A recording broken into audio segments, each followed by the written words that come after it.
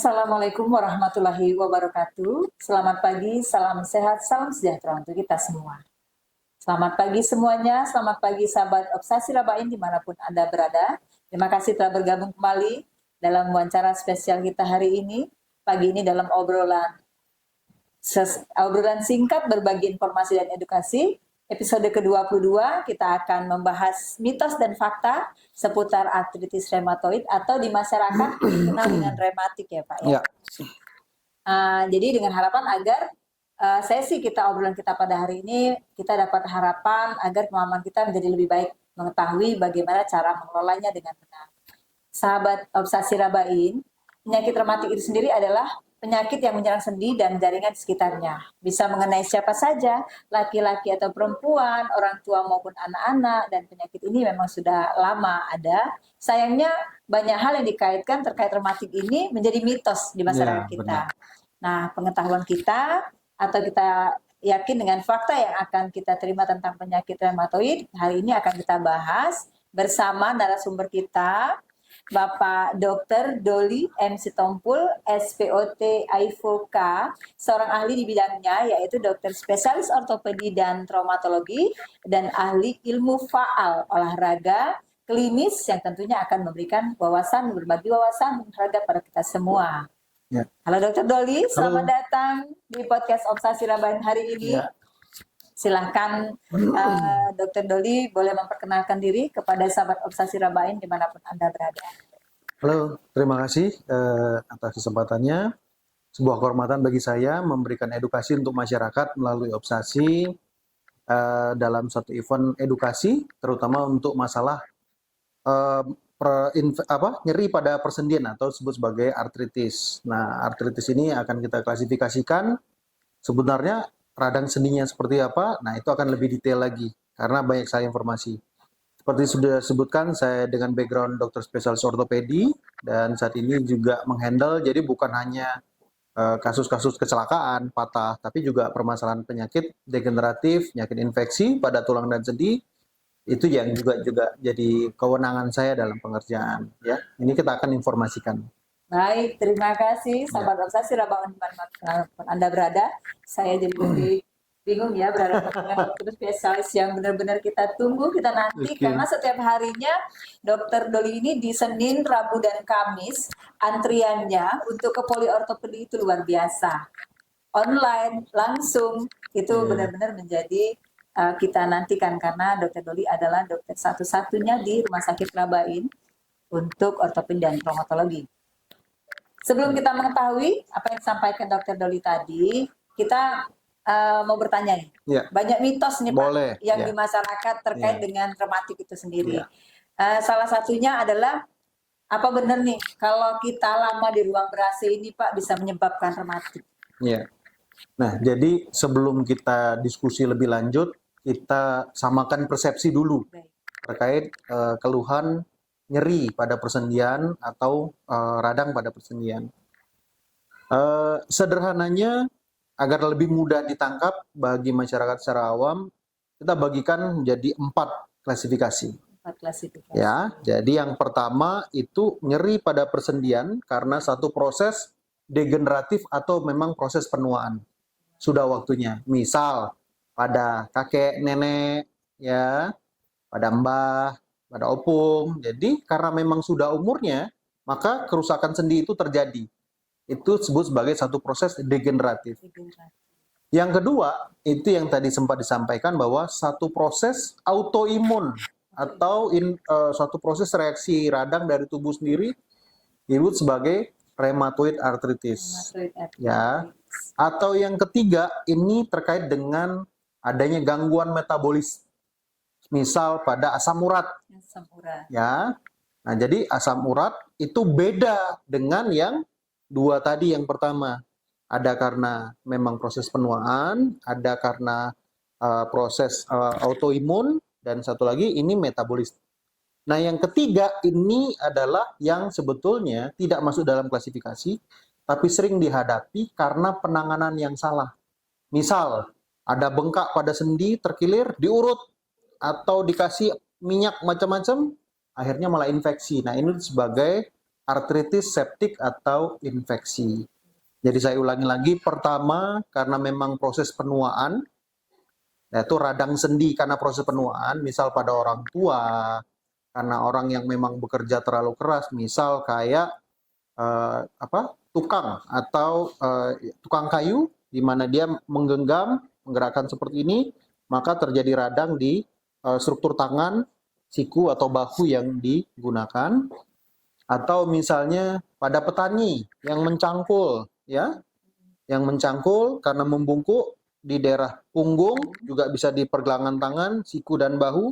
Nah ini karena memang penggunaan berlebihan. Ini adalah proses degeneratif. Yang kedua karena memang adanya suatu autoimun, ini yang disebut sebagai rheumatoid arthritis. Nah yang ketiga karena gangguan metabolisme. Kenapa kita harus bedakan? Masyarakat harus tahu supaya bisa membedakan mana yang ada pantangan makannya, gitu. mana yang tidak ada pantangan makan.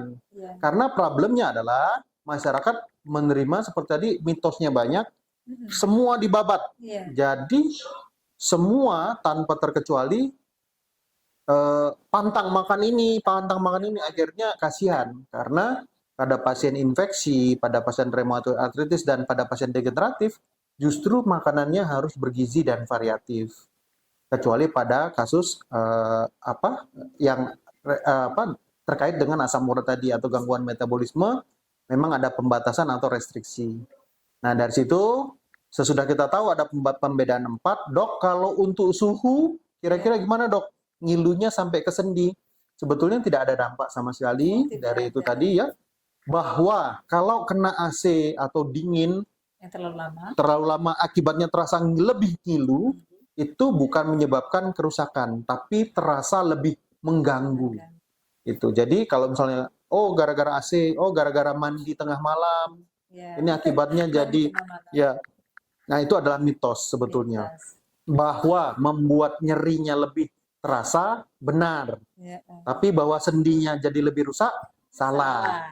Ya mitos ya dok ya. Mitos. Penyakit rematik yang disebabkan oleh karena sering mandi malam atau karena sering berada di AC yang lama adalah mitos. Mitos, benar. Kalau nyeri sendi yang disebabkan asam urat yang meningkat tadi dok? Ya, kalau asam urat yang meningkat memang ada gangguan dari metabolisme. Jadi begitu pasiennya memang sudah ada di dalam genetiknya. Jadi begitu dia mengonsumsi struktur-struktur protein baik dari hewani maupun dari tanaman, dari sayur, itu tubuhnya tidak mampu mencerna dengan baik. Sehingga output atau hasil yang dihasilkan justru bukan menjadi satu produk yang bisa dibuang, tapi menjadi satu kristal. Nah, kristal inilah yang akhirnya bertumpuk, baik di persendian kecil maupun juga bisa di ginjal dan struktur yang lainnya, yang nampak seperti suatu benjolan, bengkak, dan adanya bisa benjolan bukan cuma di sendi kecil juga, tapi juga di kulit dan jaringan yang lain. Ya. Artinya mitos kembali dong? Kalau itu tidak ada kaitan, jadi memang murni karena makanan. Iya. Nah, kalau penyakit tadi degeneratif sebutkan ya, dok ya. Tetapi apa benar dia hanya menyerang orang tua atau wanita saja? Ya, jadi benar. Proses degeneratif atau proses penuaan, ya, itu lebih rentan terjadi pada orang tua karena memang sudah waktunya penggunaannya pada umurnya. Dan yang kedua pada perempuan. Nah, kalau pada perempuan sebetulnya banyak sekali faktornya, baik dari faktor hormonal, dan yang kedua juga terkait sama aktivitas fisik. Nah, sebetulnya dari aktivitas fisik harian pada laki-laki dan perempuan itu sebenarnya relatif. Tapi ibu rumah tangga itu lebih rentan dengan kondisi seperti ini atau degeneratif karena memang penggunaan aktivitas tadi. Dok, tapi pada laki-laki banyak juga nih, misal pada petani, misal pada pekerja di tambang, misal pada atlet olahraga, misal pada badminton, basket, dan lain-lain. Itu terjadi juga. Jadi jangan salah bahwa, katanya olahraga malah menyehatkan. Kita lihat dulu porsinya. Bahwa penggunaan sendi secara berlebihan justru menyebabkan kerja keras pada di persendian tersebut. Baik di lutut, bisa di ankle, di pinggang dan sebagainya. Artinya kembali aktivitas. Kembali ke aktivitasnya, tapi bahwa lebih rentan ya tadi faktor terkait usia, satu Iya. lagi sama jenis kelamin pada perempuan gitu. Nah, kalau di Poli nih, kami sering lihat dokter Doli suntik-suntik. Ya. Suntik-suntik. Kira-kira nih, sahabat Osasi Rabain, bener nggak ya kalau misalnya suntikan ke dalam sendi itu yang sering dilakukan dokter ortopedi itu membahayakan sendi atau menyebabkan keropos tulang? Good, ya ini pertanyaan yang memang sangat penting dipahami dan diketahui oleh masyarakat. Yang perlu diketahui adalah seperti ini, bahwa pada waktu kita mengalami atau pasien mengalami nyeri atau peradangan pada sendi, maka treatment yang diutamakan untuk dilakukan adalah memberikan obat anti radang. Nah, sesederhana itu. Nah, pada waktu kunjungan awal atau penanganan pertama adanya radang sendi, yang kita berikan adalah obat anti radang yang itu dimasukkan ke dalam persendian itu tadi, ya. Jadi dimasukkan ke lutut, masukkan ke persendian yang lainnya. Nah, yang menjadi masalah adalah, obat anti radang yang dimaksud adalah steroid, baik dalam bentuk metilprednisolon, baik dalam bentuk triamcinolon, dan berbagai jenis. Bisa ada yang menggunakan dexamethasone juga. Yang perlu diketahui oleh masyarakat adalah penggunaan ini, steroid ini, itu harus betul-betul jarang atau tidak boleh sembarangan. Karena benar bahwa ini merusak pada persendian, ya. Nah, jadi apa dong dok yang harus dilakukan? Terus yang dilakukan dokter Doli di poliklinik ortopedi itu apa yang dilakukan? Beda. Jadi yang dilakukan di poliklinik ortopedi itu adalah pemberian obat-obat non steroid. Steroid. Ya. Jadi ada satu prosedur yang disebut sebagai proloterapi. Proloterapi itu adalah injeksi yang digunakan pada kasus-kasus radang sendi, terutama apabila radangnya sudah selesai, maka kita masuk ke penanganan pasca radang. Yang kita masukkan adalah berupa vitamin. Ya. Nah, vitamin yang didapat di poliklinik ortopedi itu berupa dextrose. Sementara bedanya apa dok sama cairan sendi yang biasa dibeli yang mahal? Ada yang 300.000, ada yang 500, sejuta, 2 juta, bahkan ada yang sampai 6 sampai 10 juta. Ya. Ya, jadi bedanya apa, Dok? Bedanya adalah komposisi. Jadi, komposisi vitamin yang diberikan di poliklinik adalah vitamin yang diracik dari berbagai cairan, misalnya kombinasi dari cairan infus, juga ada beberapa vitamin yang lainnya, dan itu bisa didapatkan dengan layanan BPJS. Sementara apabila memberikan vitamin dalam bentuk sediaan hyaluronid atau vitamin sendi yang secara umum, itu kan memang biayanya besar dan itu tidak tercover dalam layanan BPJS. Nah, itulah makanya pasien-pasien yang ada di klinik ortopedi itu mendapatkan vitamin dalam bentuk injeksi, dan ini tidak ada masalah karena bukan steroid. Bukan steroid. Ya, jadi yang kita berikan di poliortopedi itu bukan steroid. Nah, ini juga penting diketahui bahwa yang mengerjakan injeksi pada persendian itu kan bukan hanya dokter spesialis ortopedi. Perlu diinformasikan masyarakat bahwa apabila dilakukan injeksi atau pemberian steroid pada persendian, dalam jangka waktu 6 bulan itu hanya diperbolehkan 1 kali. Jadi 1 tahun itu hanya boleh 2 kali maksimum. Iya. Karena pemberian dosis lebih dari 2 kali dalam 1 tahun justru akan merusak persendian, karena persendian justru terdampak dari steroid itu tadi, akumulasi dari residu struktur itu tadi, sehingga yang timbul adalah reaksi ikutan sesudah itu, sehingga permukaan dari persendian itu juga bisa rusak. Sementara kalau kita berikan vitamin seperti yang saya sampaikan tadi, apa dok yang didapatkan reaksinya? Yang didapatkan reaksinya ini adalah berdasarkan literatur. Pertama, mulai dari tratasi nyerinya. Yang kedua, permukaan sendinya pun terangsang untuk pulih. Karena vitamin yang diberikan itu merangsang timbulnya growth factor di jaringan yang rusak, sehingga apabila dilatih dengan baik, maka dia justru akan merangsang pemulihan. Jadi, kita lihat case-nya dulu, injeksinya apa? Apabila steroid, maksimum 2 kali setahun. Penggunaan berlebihan dari itu justru akan merusak sendi. Kalau menggunakan vitamin, boleh, tidak ada masalah. Karena intinya adalah membantu untuk pemulihan. Jadi, pasien harus lebih paham dan lebih selektif apabila diinformasikan atau apabila ditawarkan untuk mendapatkan suntikan tadi, seperti itu. Oh, luar biasa, sahabat Iya. obsesi rawat dimanapun Anda berada. Pemahaman yang luar biasa, tapi jangan kemana-mana ya, karena itu baru di awal. Iya. Baru kita bahas mitos dan Iya. fakta seperti di layar kita. Iya, benar. Nah, berikutnya adalah karena artritis rheumatoid atau reumatik itu adalah penyakit autoimun yang Iya, menyerang sendi, oke. yang menyebabkan inflamasi, Mm.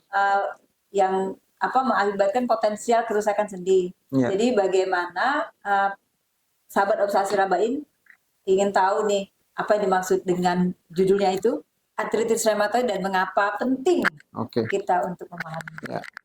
Nah, jadi kita akan sekarang membahas tentang rheumatoid arthritis, yang itu radang sendi yang memang akibat dari autoimun. Saya ingatkan kembali bahwa tidak semua radang sendi itu sama. Tadi sudah saya ingatkan di awal, ada karena penggunaan berlebih atau karena usia, ada karena autoimun, bawaan genetik. Ya. Tidak ada masalah apa-apa, tidak ada kebentur, tidak kecelakaan, aktivitas seperti itu, malah bengkak semua sendinya. Itu adalah dari reaksi imunitas. Yang ketiga ada reaksi karena makanan, ya, dan yang keempat terkait sama infeksi. Nah, fokus kita pembicaranya adalah karena sesuatu yang ada dalam genetik, sehingga kondisi ini sebagai reaksi imunitas tubuh, dan kita lebih mengenalnya sebagai suatu rheumatoid arthritis atau RA. Informasi ini penting, paham, membedakan dengan yang lain. Karena rheumatoid arthritis tidak ada pembatasan untuk jenis asupan. Bukan karena salah makan, bukan, ya. Tapi untuk mengetahui itu tadi, ya tentunya tidak sembarangan. Apakah dengan ngobrol seperti ini bisa langsung, oh ini RA, oh ini RA. Atau mungkin kawannya tiba-tiba pulang dari main badminton, bengkak tangannya, oh ini RA. Oh, tidak seperti itu, ya. Jadi untuk mengetahui RA itu seperti apa, yaitu ada pembengkakan atau peradangan pada persendian, ngilu, bisa di sendi kecil, bisa di sendi besar. Nah, ini didapatkan pemeriksaan, adanya pemeriksaan darahnya, yaitu ada peningkatan beberapa faktor, ya, mulai dari CRP, ada rheumatoid factor, ada dari rasio albumin dan globulinnya, dan ada pemeriksaan peningkatan leukosit sampai ke LED. Nah, jadi menentukan seseorang untuk mendiagnosis RA tidak segampang itu. Ada banyak ya. Benar. Jadi kalau misal merasa diri sendiri atau ada pasien atau keluarga atau yang lain didiagnosis sebagai RA, coba tegakkan dulu, pilah dulu, pemeriksaannya sudah lengkap belum? Karena konsekuensi di balik diagnosis sebagai RA itu adalah panjang dan seumur hidup. Ya. Tapi juga diketahui bahwa kalau memang diagnosisnya seperti itu, ya makannya jangan dibatasi. Jangan pasien sudah stres, sudah sakit, sudah bengkak-bengkak sakit, makannya direstriksi, akhirnya pasien drop seperti itu, ya. Dan kalau kita bicara tentang autoimun, ya, satu reaksi autoimun, yang perlu diketahui adalah ini adalah suatu perjuangan panjang, ya, lifetime. Kenapa saya sampaikan seperti itu? Rheumatoid arthritis yang dialami oleh seseorang itu tidak bisa sembuh sempurna, hanya bisa subside atau tidak bereaktif. Jadi tidak menimbulkan gejala. Nah, pada kondisi seperti itu hanya bisa didapat apabila satu, status gizinya bagus, makannya oke. Yang kedua, pikirannya tenang. Ya. Jadi pikirannya tenang. Ya. Jadi kalau asupannya bagus, tidurnya cukup, tidak stres. Ya. Jadi jangan berpikir, oh ini faktornya gini, harus minum obat gini. Ya benar memang bahwa ada obat-obatan yang kita pakai untuk fokus penanganan tadi. Tapi ingat, yang kita obati pasiennya adalah manusia. Jadi bukan sesimpel ini radang, ini obatnya, ini nyeri, kasih obatnya, demam, kasih obat, bukan seperti itu. Ya, seseorang yang pada kasus-kasus yang saya tangani, terutama di rheumatoid arthritis di poliortopedi, Kondisinya justru akan lebih sulit diobati apabila memang si pasien sendiri merasa ketakutan berlebihan, cemas, atau kadang-kadang malah dapat informasi salah dari kanan kiri, dari tetangga, dari saudara, dari ini, oh ini tidak bisa diobatin. Akibatnya pasien justru malah lebih berat. Nah, jadi informasi yang perlu didapat dari masyarakat adalah apabila terdiagnosis sebagai RA, pastikan dulu benar nggak itu RA. Kalau memang benar RA, tidak usah panik, ya berkonsultasilah dengan dokter dan menenangkan hatinya bahwa memang dalam menghadapi RA ini tidak mematikan, tapi memang menyiksa kalau pasiennya sudah panik duluan atau justru malah menunda pengobatan, ya. Jadi justru pasiennya kita harapkan untuk bisa berkomunikasi tenang. Dok, olahraga masih boleh, justru harus olahraga. Boleh jalan-jalan, justru harus jalan-jalan. Justru harus makan cukup, tidur cukup. Justru orang-orang dengan RA itu tidak boleh mengalami stres atau mengalami traumatis berlebihan. Kalau ciri khasnya dok dari RS sendiri? Sebenarnya tidak ada spesifik ya. Jadi memang keluhannya adalah adanya nyeri sendi multiple, bisa pada nyeri persendian besar utamanya, dan itu sering dialami pada pagi hari. Oh begitu. Iya. Nah, tapi dalam perkembangannya gejala ini sudah tidak spesifik lagi. Jadi keluhan nyerinya itu bisa terjadi mulai dari sendi kecil, sendi besar, bahkan pinggul. Pada RA itu bisa merusak di daerah pinggul sama di daerah lutut juga sendi besarnya. Jadi kalau memang ada keluhan nyeri sendi pada usia yang belum usia 40-an, nah ini adalah sesuatu yang perlu diperiksakan. Harus ditegakkan segera. Kalau gitu. gejala secara umumnya dok yang bisa diketahui masyarakat? Nyeri sendi tanpa penyebab yang jelas. Misal, saya tidak ada kegiatan capek-capek, tiba-tiba nyeri sendi, dan itu berlangsung lebih dari 2 minggu. Oh lebih dari 2 minggu. Ya, 2-3 minggu. Kalau ada radang sendi yang tidak ada penyebab, misalnya saya tidak ada naik turun tangga, saya tidak ada aktivitas olahraga berat, saya tidak ada jatuh terpeleset yang lain, tapi sendi pinggul atau pinggang atau di daerah lututnya itu nyeri. Nah, ini menjadi satu suspek awal bahwa ini perlu dievaluasi lebih lanjut. Karena tidak normal kalau infeksi bukan, benturan atau traumatis bukan, usianya masih muda atau degeneratif bukan, tidak ada riwayat asam urat, ya sudah, berarti ini yang kita khawatirkan tadi. Gitu. Begitu. Ya. Artinya segera kita untuk mencegah kerusakan sendi itu sendiri sama pasien itu. Ya, dideteksi. Kira-kira risikonya apa Pak yang mungkin terjadi kalau penanganannya tidak dilakukan dengan segera? Oke, ya. Seperti saya jelaskan tadi bahwa jangan panik. Kondisi ini memang tidak mematikan. Rheumatoid arthritis itu tidak mematikan. Yang mematikan itu adalah terkait dengan daya tahan tubuh pasien sendiri yang karena ketakutan dipantang makan ini tidak boleh, itu tidak boleh, itu tidak boleh, sudah stres, tidak bisa tidur, makan kurang. Itu yang menyebabkan imunitasnya turun. Jadi dampak secara tidak langsungnya adalah penurunan imunitas terkait sama kondisi ini tadi. Nah, kalau kita bicara tentang dampaknya apabila memang telat diobati, pasiennya tidak sadar dan tidak mau berobat, maka sendinya rusak memang. Nah, sendi yang rusak inilah yang merepotkan karena dia menyerang utamanya ke sendi-sendi besar. Misal ke lutut, bisa di pinggul, ya. Ada salah satu pasien di poliortopedi, tidak bisa saya sebutkan namanya, usianya sekitar 24 tahun, itu kerusakan sendinya sudah di 4 sendi besar. Yaitu di lutut kanan kiri, sudah itu di pinggul kanan kiri, dan itu harus diganti semua sendinya. Diganti dong? Diganti semua, karena rusak. Jadi reaksi radang yang terjadi di persendian itu, kalau misalnya kita biarkan atau tidak ada penanganan khusus, maka dia akan merusak ke jaringan persendian. Karena satu, suhu panas yang berlebihan.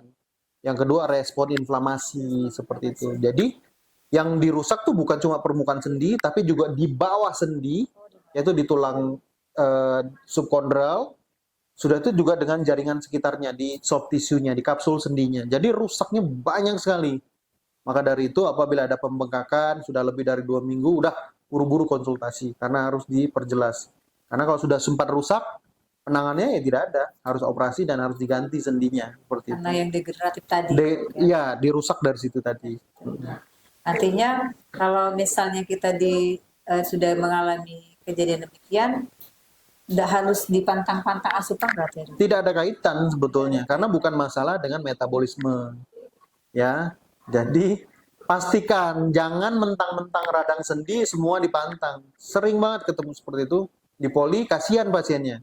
Ya, nyerinya di sendi lutut, permasalahannya karena degeneratif atau penuaan, tapi pasiennya dipantangin. Nggak seperti itu. Kasihan pasiennya. Sembuh nggak, nambah dua beban sakit sama kurang gizi. Begitu. Gitu. Ya. Kalau untuk di rumah sakit kita sendiri, Dok, di Mm-mm. rumah sakit kita sudah Rabain, Ya. ada berapa banyak kasusnya?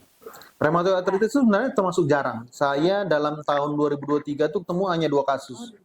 Ya, dua kasus itu pun ditegakkan setelah mungkin sekitar lebih dari 6 bulan. Pasiennya udah mondar-mandir.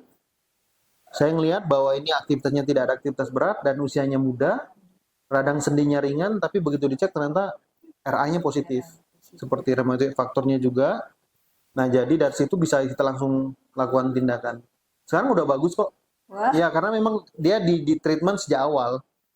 Iya. Oh ya, penanganan rheumatoid arthritis itu bukan hanya di poliortopedi. Jadi itu adalah satu proses kolaborasi. oh, Ya, jadi antara dokter spesialis ortopedi juga dengan spesialis penyakit dalam, khususnya kalau memang ada konsultan ke konsultan rheumatologi. Jadi kita kolaborasi dalam penanganan itu tadi ya. termasuk dengan ahli gizi, dong. Benar, ahli gizi untuk maintain kondisi fisiknya ya. Kondisi fisiknya. Bagaimana sahabat obsesi Rabain? Apa bisa mewakili apa yang disampaikan Dr. Doli tadi? Semoga kita selalu mendapat ilmu ya dari Dr. Doli ini. Karena dengan sibuknya hari ini sudah selesai Zoom, masih ke pasien di visitor, masih berbagi dengan kita. Artinya kita luar biasa mendapat ilmu hari ini. Kira-kira ada yang mesti disampaikan lagi, Dok, terkait ini rheumatoid? Ya, jadi kalau ada keluhan sendi, keluhan pada tulang atau sendi, terutama yang tidak ada trauma atau memang ada faktor seperti itu, tidak salah kok untuk berkonsultasi. Jadi jangan dulu kondisinya berat, bisa inbox juga ke ini Rumah Sakit Rabain, nanti akan dibantu untuk dijawab apabila ada pertanyaan, karena memang tidak ada live chat di sini. Yang kedua, kalau memang perlu pemeriksaan lanjut, pemeriksaan ini bisa pakai BPJS kok. Oh, bisa pakai Bisa pakai BPJS. Jadi jangan merasa oh ini nanti biayanya mahal atau apa, jangan ya. Urus gunakan BPJS boleh. Saya akan tetap melayani kok di Rumah Sakit Umum Rabain, juga pelayanan kita maksimal, terutama untuk kasus-kasus seperti ini itu bisa menggunakan BPJS. Dan jangan takut atau jangan ditunda. Oke. Kalau memang ada yang mau ditanya, tanyakan ke ahlinya, jangan tanya tetangga. Perlu tentu jawabnya. Tanya ke ahlinya, ya, jangan tanya tetangga. Karena informasinya dari sebelah bilang seperti ini, dari sebelah sini ngomong seperti ini, sembuh enggak, stres iya.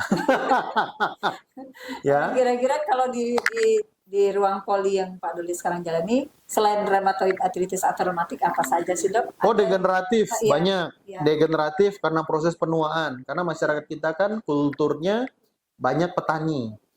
Ya, apalagi teman-teman dari Lahat, dari Morenim, dari daerah Semendo, itu petani kopi, jadi ngangkat berat, lutut itu sama pinggul itu sangat keras kerjanya. Beban yang berlebihan. Beban berlebihan. Ya.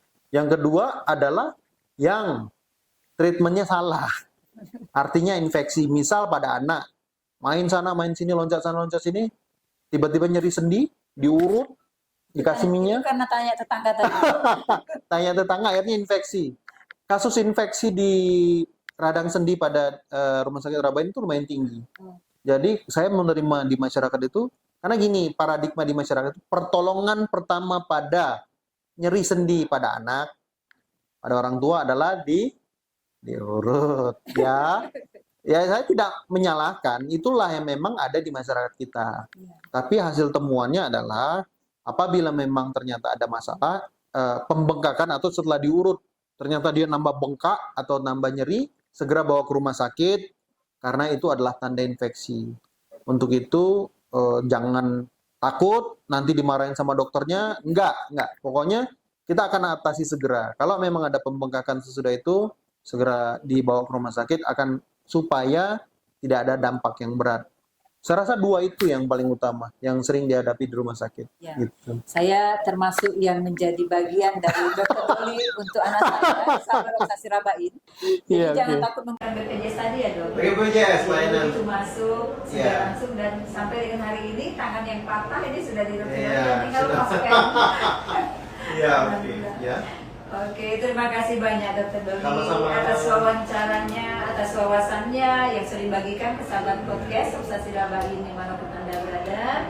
Semoga kita bisa bersama lagi dengan Dr. Doli dengan tema yang berbeda di podcast Obsesi Rabain berikutnya. Terima kasih tim podcast, terima kasih tim PKRS, terima kasih Rumah Sakit Umum Daerah Dr. Haji Muhammad Rabain melalui kabar bina program dan publikasi yang telah memfasilitasi kegiatan hari ini.